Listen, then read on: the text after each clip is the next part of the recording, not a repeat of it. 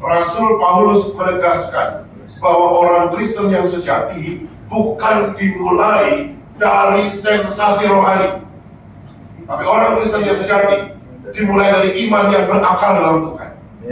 Amin. Jangan jadi orang Kristen yang memulai kekristenan karena sensasi rohani.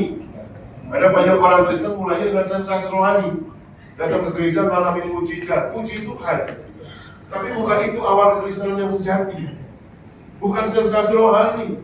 Ada banyak orang ke gereja ngalamin bahasa roh, menari dalam Tuhan. Itu sensasi rohani. Kekristenan sejati harus dimulai dari iman yang berakar kepada Kristus. Amin. Kalau iman kita nggak berakar pada Kristus, ketika kita nggak mengalami sensasi rohani lagi, maka banyak orang Kristen kecewa.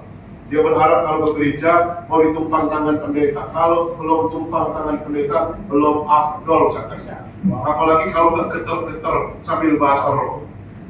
Itu yang saya katakan tidak salah. Tapi kekristenan kita bukan ditentukan oleh sensasi rohani, oleh iman yang berakar di dalam Kristus. Kalau cuma sensasi rohani, banyak orang Kristen kecewa. Dia harus mendoakan pendeta itu kayaknya nggak ada rasanya. Harusnya tangannya bukan dua tangan ditumpang. Bukan yang tumpang tangan, kalau perlu tumpang kaki.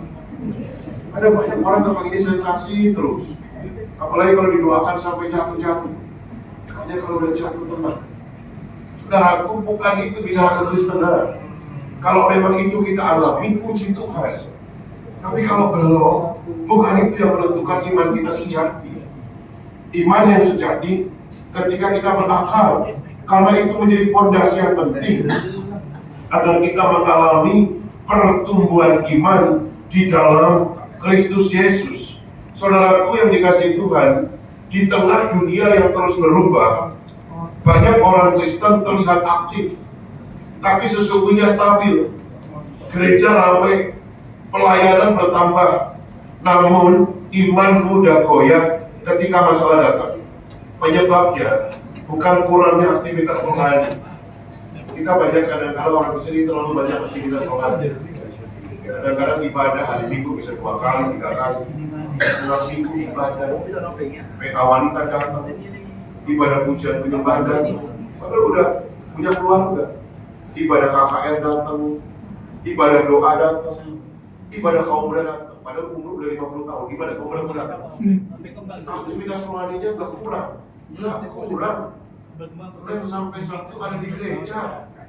Tapi saudaraku, bukan itu yang menyebabkan kita goyah dalam iman, tetapi karena kita tidak berakar kuat di dalam Kristus.